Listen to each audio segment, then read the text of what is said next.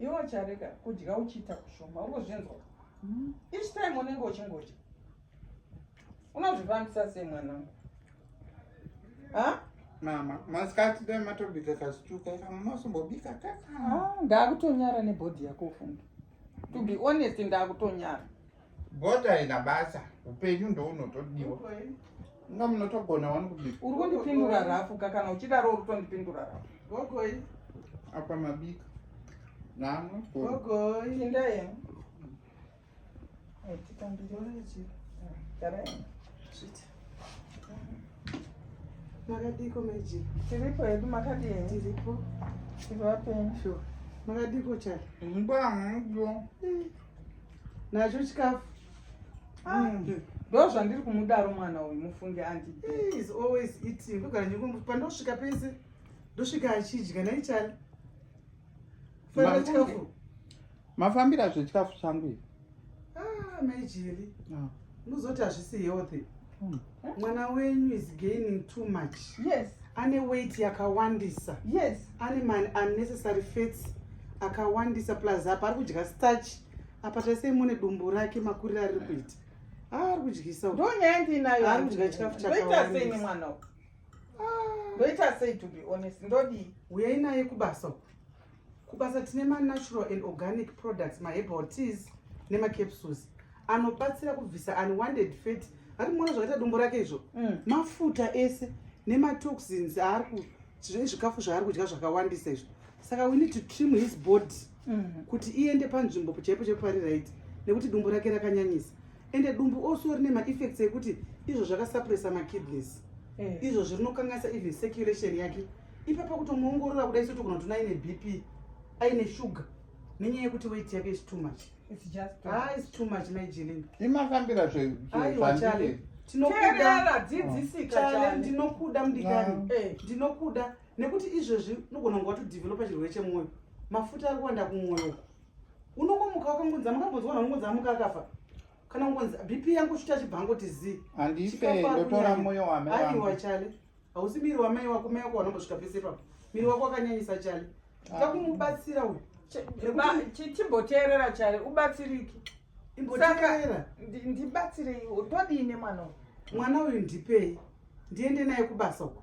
Ndomisa pamushini ndomuongorora. Ndomunyorera mishonga inoenderana naye. Asi the best way to help him kuti abatsirike akutoda kutoti ajoin.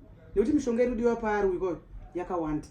Feti yaina yakawandisa tasai zvakaita ziguko rwake. Kuzoona yopera ndingobvisa mari. Mafuta akawandisa ngaajoin aite member. Azvitengere mishonga yake yakachipa.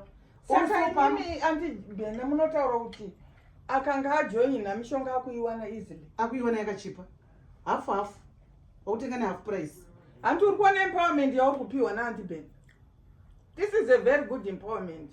Saka muchandida pano pamba iyi. Tiri kutaura kuti feti yako haiwirirani neage yako. Hazvienderani neage yako chali. Wazvinzwa? Ingamaitaura ndo zvamama kaita muri mudiki. Aiwa ndambe ndakadai. Ndakadai. Wona yezvinondanaka. Saka zvinoreva kuti chidzidzisika. Saka imimi momutora. Handiti muenda naye anojoina ikoko atrenwe. Ende kutrena mahara. Sinomutrena mahara kuti mishonga inomwiwa sei, mishonga yakamira sei, ingredients mishonga yacho umbori chi. Saka imuri kuti ojoina. Empowerment kai. Yes. Anenge achijoina obva aita sei. Anenge achazogona kurapa vamwe. Ndizvozvo chaizvo. Akangojoin imi muchamupa $20. $20 joining fee. Ndo yakupinda musystem. Ajoina it's a marketing business. Yatoempower tomupa basa kawo. Andi akagara chale. Akagara ikudya chachi achimutsvagira mari yekujoina $20. Mamutsvagira mari yekujoina $20. Ndomujoinisa paachatenga mishonga.